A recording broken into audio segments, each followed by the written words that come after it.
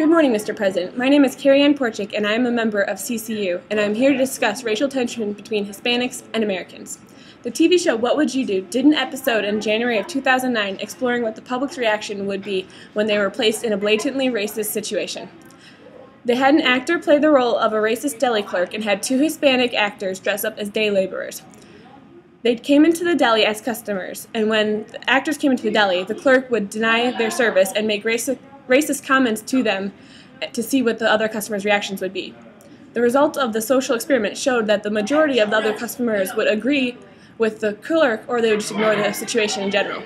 Some of the other customers would even join up in the argument, and they were rude to the actors and made even more racist comments while caught up in the heat of the moment.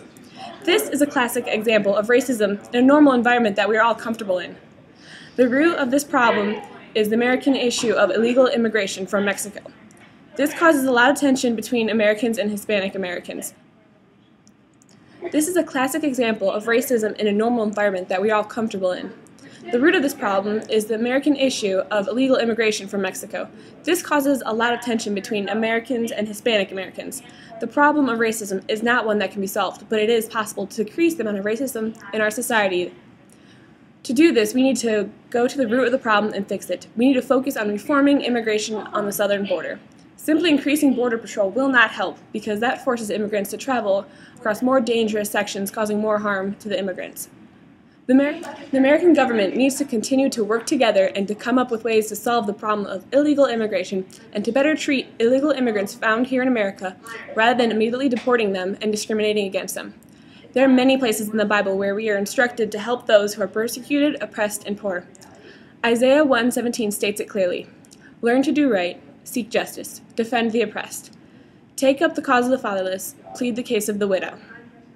It is our duty as Christians to help those that are not as well off as us, which applies to illegal immigrants too. I know many Christians argue that God commands us to obey our government, and they will reference Romans 13:1-7. This is true. We do need to obey the government, but the Bible also says we need to obey God first and foremost. If Christians obeyed the government over God in justice, we would still be a British colony, and slavery would still be popular in America. For me personally, illegal immigration is one of those issues where God's word and my morals form my opinion rather than the government's authority. I do not agree with current immigration policies, and I don't believe it is wrong and sinful to help illegal immigrants out. God called us to help those in need, and I think it is wrong for Americans to discriminate against illegal immigrants just because they didn't fill out the proper paperwork and paid the correct fees. The majority of these immigrants are tired of being prosecuted in Mexico and are simply trying to make a better lives for themselves by coming to America. We don't have to agree with the choices of illegal immigrants, but we should treat them fairly and justly as human beings that are equal to us.